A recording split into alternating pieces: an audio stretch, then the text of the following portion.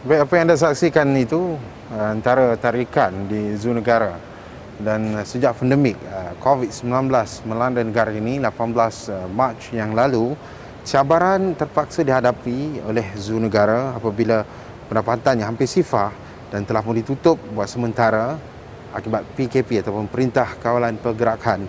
Dan pelbagai realiti yang ingin kita kupas bagaimana cabaran-cabaran masa hadapan dan bagaimana dengan norma baru yang mungkin terpaksa didepani oleh Zoo Negara. Bersama dengan saya ketika ini Timbalan Presiden Zoo Negara Encik Rosli Rahmatlana. Terima kasih bersama dengan Esra Awani. Baik Encik Rosli, untuk mengupas mungkin soalan pertama, cabaran yang terpaksa ditempuhi oleh Zoo Negara sejak PKP, sejak pandemik COVID-19 hingga kini. Cabaran yang kita tempuhi yang pertama adalah pada segi kewangan untuk menampung makanan harian hawan-hawan kita dan perubatan, juga gaji kaki tangan.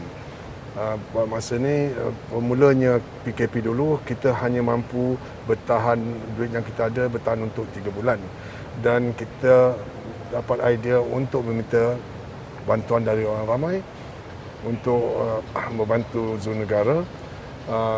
Mulanya kita jangka mungkin tidak begitu ramai, tapi alhamdulillah telah perhatian daripada masyarakat amat baik sekali.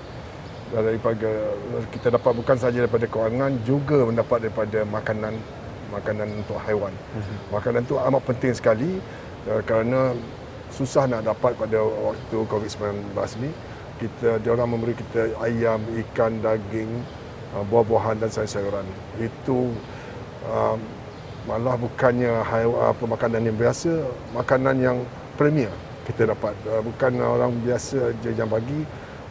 Syarikat-syarikat juga kerajaan, badan kerajaan. Makis telah banyak membantu kita bagi 3 tan daging-daging untuk bertahan hampir 2 bulan. Dan itu makanan-makanan. Yes. Bagaimana dengan sumbangan-sumbangan itu boleh bertahan? Bagaimana pengoperasian sumbangan kewangan amat menggalakkan. Kita tidak menjangka begitu banyak sekali. Setelah mendapat sekarang melebihi 3 juta ringgit. Itu pun kita belum buka semua email-email yang ada. Hampir 20,000 orang telah menyumbang melalui email. Jadi tak semua yang 20,000 tu memberi kewangan, yang ada memberi pertanyaan. Tapi 80% memberi kewangan.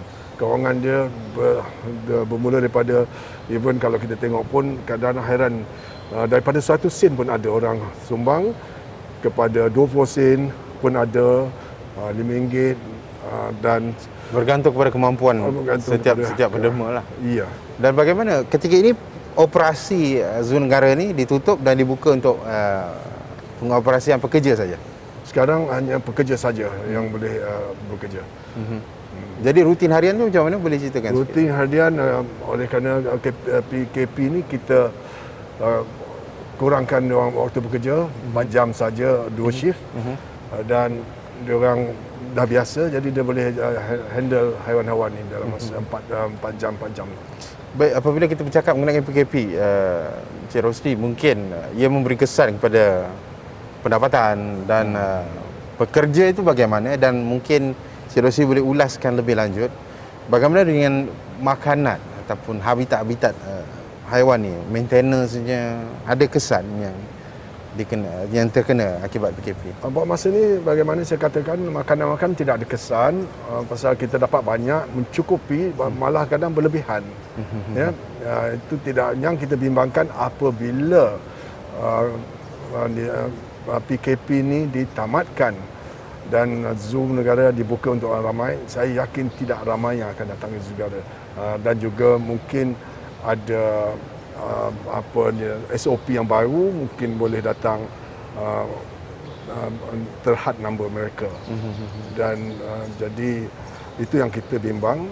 Jadi pendapatan kita semata-mata daripada tiket collection. Sumbangan tu waktu bila dah buka besok dah kuranglah orang bagi. Dah kurang orang bagi. Ya. Jadi okey. Mungkin norma baru tu perlu ada selepas ini. Ya. Dari segi guidelines, dari segi pengoperasian Zoo Negara dan mana-mana sektor yang terjejas akibat pandemik COVID-19. bagaimana dari skop Zoo Negara norma baru yang akan diterapkan? Yang baru dia akan gerakkan nanti bahawa kita kena berusaha mencari dana yang mencukupi. Kalau bagi bahagian haiwan-haiwan, pekerja-pekerja ini kita tidak boleh kurangkan. Makanan mereka tetap yang sama. Ya, jadi kita kena usaha bagaimana untuk mendapat dana yang lebih. Kerajaan ada membantu hanya setakat waktu COVID-19 saja. Jadi yang itu kita akan usahakan, kita akan tubuhkan satu jawatankuasa khas daripada PR department untuk mencari dana yang lebih. Dana dan inovasi itu ada perkara yang mungkin perlu digerak selarikan. Ya. Untuk memastikan bahawa bukan hanya secara fizikal orang datang, tapi masih ada ramai yang datang dan mungkin sumbangan ataupun ada hasil pendapatan yang diberikan kepada Zoo Negara setiap hari. Jadi bagaimana inovasi-inovasi itu secara digital dan sebagainya, bagaimana itu dilakukan oleh Zoo Negara? Kita akan, kalau boleh, haiwan-haiwan tu kita akan pamerkan lebih jelas pada mereka, dan secara digital kita bercadang untuk menjadikan anak angkat haiwan-haiwan ini dengan secara live video. Mereka boleh lihat apabila mereka apabila mereka menyumbang. Jadi untuk mengadakan live video setiap haiwan yang mereka sumbang tu kos agak tinggi dan kepakaran juga perlu diadakan. Jadi permulaan mungkin kita akan minta bantuan daripada kepakaran atau outsource company. Baik, Cik Rosli, kalau kita tahu di Zoo Negara ni pelbagai jenis binatang ataupun haiwan yang sangat-sangat menjadi tarikan, antaranya panda gergasi, dan apa mungkin kesan jika Zoo Negara ini mungkin dari sudut survivalnya itu perlu dikekalkan? Kalau tidak dikekalkan, apa yang kesan? Kerana ini melibatkan negara ke negara juga. Ada juga binatang ataupun haiwan yang melibatkan persahabatan di antara negara-negara. Jadi banyak sejarah yang berlaku di Zoo Negara. So sebagai timbalan Presiden, apa yang mungkin boleh dikatakan? Kalau kena berkenaan panda, negara ke negara, saya lihat kita akan minta kerajaan membantu ataupun kita usaha sendiri, dan kita akan buat rayuan kepada embassy, China Embassy jika perlu. Buat masa ini saya pernah minta pada embassy China dan mereka sedang menggerakkan untuk mendapat donation, mengadakan competition, art competition. Semua collection tu dia akan bagi pada Zoo Negara. Zoo Negara. Ya. Itu untuk salah satu inisiatif yang dilakukan untuk membantu memastikan panda sentiasa diberi makan setiap hari. Yes. Baik, itu antara kupasan di kawasan ini, di kandang ataupun panda gergasi yang anda boleh lihat di belakang ini, dan kita akan pergi dari satu kandang ke satu kandang haiwan untuk melihat bagaimana keadaannya dan bagaimana isu dan kemelut ataupun realiti sebenar Zoo Negara ketika pandemik COVID-19.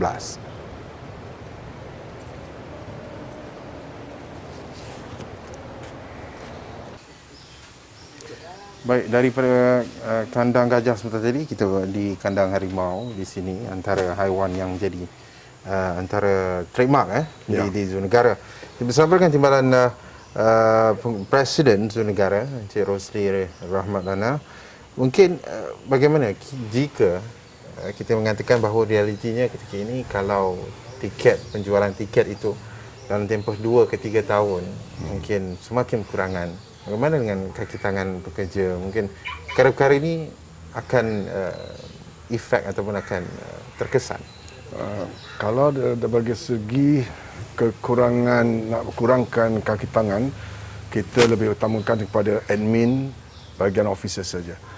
Kaki tangan tak mungkin. Pasal apa, kaki tangan bermasa ini hanya sekadar cukup untuk menjaga semua haiwan di Zoo Negara. Dan kalau kesan ini agak mendalam, jika kurangnya kaki tangan, bagaimana impaknya untuk menjaga pula haiwan-haiwan di Kalau sini? kurangnya kaki tangan, haiwan kita akan kesan dia akan buruklah untuk haiwan kita. Tu ada masalah di sebalik itu juga kan? Ada masalah. Tapi apa yang Cik Rosli mungkin melihat dalam tempoh PKP semua ketika keadaan agak sukar ni, mungkin bagaimana pembahagian makanan kepada haiwan-haiwan ni, adakah dikurangkan ke ataupun ditambah dari segi ada certain Buat masa ni, masa PKP, makanan memang tidak berkurangan pasal kita banyak mendapat donation daripada orang ramai, company-company supermarket dan juga daripada badan kerajaan seperti Makis. Dia bagi banyak volume dia. Jadi mencukupi buat masa ni. dari segi perubatan haiwan? Perubatan kita kena usahakan sendiri. Usahakan sendiri. Ya. So pun kos dia agak tinggi setiap Perubatan kos dia agak tinggi. Depend pada tengok animal mana yang perlu dirawat. Jadi kalau kekangan dari segi punca pendapatan tu agak berkurang. Ya. Dengan perubatannya agak tinggi, dengan kos makanan yang agak tinggi dalam tempoh 2-3 tahun, apa yang akan jadi mungkin? Realitinya kepada Realitinya kita kena berusaha sehingga benda tu boleh. Kita tidak akan boleh biarkan haiwan kita terbiar begitu. Ya. Jadi usaha dari pihak zoo negara pada masa yang sama ada kita akan usahakan mempamerkan haiwan kita untuk menarik orang ramai datang dan juga biasanya berlaku ni kita minta bantuan daripada multimedia, TV-TV, surat-surat khabar. Itu banyak kesan dia. Setiap kali macam Avani ni datang, keesokannya tu dalam minggu tu kita akan lihat ramai orang datang. Jadi kalau boleh kita selalu iklankan akan ramai. Itu pengalaman kita. dari segi mempromosikan. Promosi dia. Ya. Kita nak bercerita pasal efek ataupun pasal kesan terjejasnya zoo negara. Tapi kita letak dahulu bagaimana kalau musim cuti sekolah di zoo negara ni. Mungkin boleh ceritakan sebelum ni dan ketika ini. Musim sekolah masa ni belum lagi ada buka PKP, jadi kita tak dapat lihat kalau pada segi pendapatan memang zero. Jadi sekarang pendapatan kita harap pada bantuan donation. Donation. Kalau sebelum PKP, sebelum ada pandemik ni macam mana musim cuti sekolah ni? Boleh? Cuti sekolah adalah waktu yang paling bagus sesuai untuk juga mendapat mendapat orang ramai datang ke zoo negara. Berapa kali ni memang kosong? Sekarang ni memang kosong kalau ada, ya. Jadi kosong tu kita harapkan pada donation. Donation je lah. Ya. Berapa donation yang dapat? Okey, donation agak menggalakkan daripada segi kewangan sahaja melebihi 3 juta sekarang. 3 juta. Melebihi. Jadi kita masih belum buka semua yang telah email pada kita tu, kita tak dapat buka semua sebab internet kita slow dan juga kaki tangan kita kena bekerja separuh siang separuh malam di rumah dan hanya mampu membuka dalam hampir 20,000 yang menderma. Sekarang kita cuma telah berjaya membuka dalam 15,000 email. Pihak swasta, individu, sektor-sektor yang 90%, 95% daripada individu. individu. Yes. Jadi boleh katakan ramai juga yang memberi sokongan kepada zoo negara ketika memang keadaan tidak disangka sekali ramai yang membagi. Kanak-kanak sekolah pun bagi. Kalau nak tengok yang unik dia, 1 sen pun ada di dalam sekolah. 1 sen ada, 20 sen ada, ringgit ada. Dan juga kita bernasib baik orang dari luar negara juga ada memberi donation seperti daripada US, Itali, China, Europe ada memberi kita donation. Macam mana inisiatif tu? Mungkin Cik Rosli boleh terangkan macam mana inisiatif untuk mendapatkan dana tu? Daripada mana? Daripada laman sosial media zoo negara ataupun sosial media yang banyak tercetus memainkan peranan. Datang interview kita, masukkan dalam iklan-iklan tu banyak. Kita dalam banyak yang saya tahu dalam dunia zoologi ni, zoo negara yang pertama minta donation, dia telah berjaya. Sampai over 3 million ringgit lah telah mendapat. Dan baru-baru ni saya lihat banyak zoo even Singapura yang begitu gagah pun telah ikut step kita.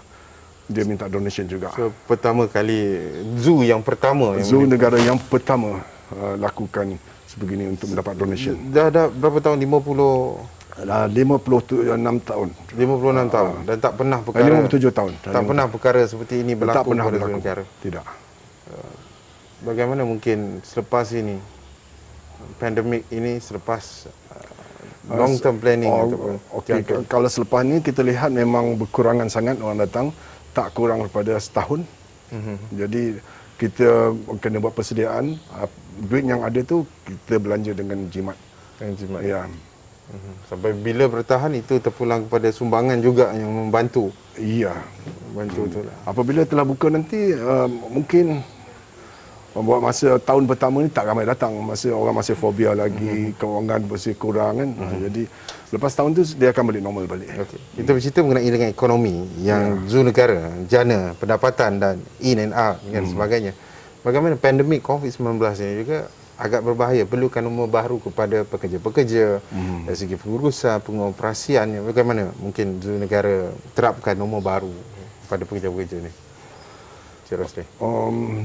Itu kita belum bincang secara detail lagi, tapi kita untuk kaki tangan Zul Negara kita berjalan macam biasa, gaji mereka, bonus mereka jalan macam biasa. Macam biasa. Macam biasa. Maksudnya social distancing, kaedah-kaedah tu Itu kita utamakan sebab kita mau lihat bahawa staf kita bersih daripada COVID-19. Mana yang kita lihat di Amerika, staf dia ada COVID-19 terlepas kepada haiwan dia. Jadi sebab tu di sini kita menjaga kesihatan staf kita utamakan. Ada jarakan sosial, ada Jarakan mengambil sosial, suhu ya. dan sebagainya, Ya, ada sebagainya. diamalkan. Ya, diamalkan. Kalau dia orang kurang sihat, kita tak benarkan dia orang bekerja. Tak benarkan bekerja. Jadi bagaimana dengan kesihatan haiwan ni? Ada dimonitorkan ataupun dipantau sepanjang Haiwan masa? ni walaupun tidak ada COVID-19, setiap hari haiwan kita dijaga kesihatannya, setiap hari.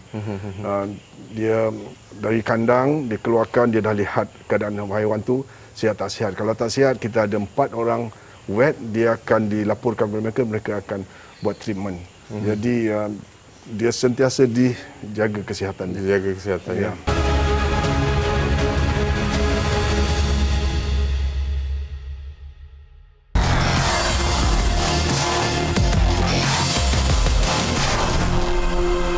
Hari ini kita nak berceritakan mengenai dengan bagaimana kesan pandemik COVID-19. Bukan hanya di sektor-sektor perniagaan dan sebagainya, malah sektor pelancongan turut terkesan akibat pandemik sejak 18 Mac yang lalu. Dan hari ini saya berada di Zul Negara di ibu kota ini yang menjadi pusat pelancongan antara kepada pelancong luar dan dalam negara. Terutama apabila musim sekolah, musim cuti sekolah, dan kini ia bertukar sepi apabila pandemik COVID-19 ini melanda negara kita. Dan untuk berkongsi mengenai dengan bagaimana situasi dan apa mungkin cabaran realiti mengenai dengan keadaan semasa dan nombor baru yang mungkin perlu diterapkan, bersama dengan saya ketika ini iaitu Timbalan Presiden Zul Negara, Encik Rosli Rahmat Lana. Terima kasih Encik Rosli kerana bersama dengan Astro Awani. Baik, Encik Rosli, untuk berceritakan bagaimana kesannya sejak 18 Mac sehingga kini dan perlu ada nombor baru, apa kesan yang mungkin boleh dirungkaikan pada mengenai Zul Negara ni? Bermulanya PKP pada 18 hari bulan, Zul Negara ditutup untuk dilawat oleh orang ramai, dan kita amat bimbang sekali waktu itu kerana kita hanya ada duit simpanan yang mampu sampai untuk 3 bulan sahaja. Ya. Jadi kita mulakan dengan minta donation dengan orang ramai. Uniknya orang ramai banyak memberi simpati dengan kita, banyak ramai yang prihatin membantu kita memberi pada segi kewangan dan juga makanan. Makanan kita perlukan makanan itu yang penting pasal haiwan ini juga makhluk Tuhan. Ya, jadi kita minta donation daripada orang ramai. Mereka amat menggalakkan, dan juga kita tak sangka bahawa ramai yang memberi segi kewangan dan juga makanan. Makanan daripada segi ikan, daging, ayam, sayur-sayuran, buah-buahan. Mencukupi untuk kita memberi makanan kepada haiwan setiap hari. Kalau tidak, itu telah banyak membantu kita. Sekurang-kurangnya RM12,000 sehari. Sehari RM12,000 untuk semua semua haiwan di kita ada hampir 4,000 ekor haiwan di zona negara. Di zona negara. Ya. Jika perkara ini berlanjutan, mungkin bagaimana? Adakah dengan cara bantuan semata-mata ataupun perlu ada kaedah-kaedah yang mekanisme yang perlu diambil oleh pihak zona negara untuk memastikan survival perniagaan survival haiwan ini juga bagaimana mungkin? Kita tidak boleh mengharapkan sahaja daripada bantuan orang ramai. Kita kena apabila PKP telah ditamatkan, kita tahu bahawa tidak ramai orang datang ke zona negara untuk lautan dan itu akan mengganggu kita punya pendapatan dan kita telah berusaha untuk mendapatkan idea-idea baru untuk membawa orang ramai datang ke zona negara. Zona negara. Ya.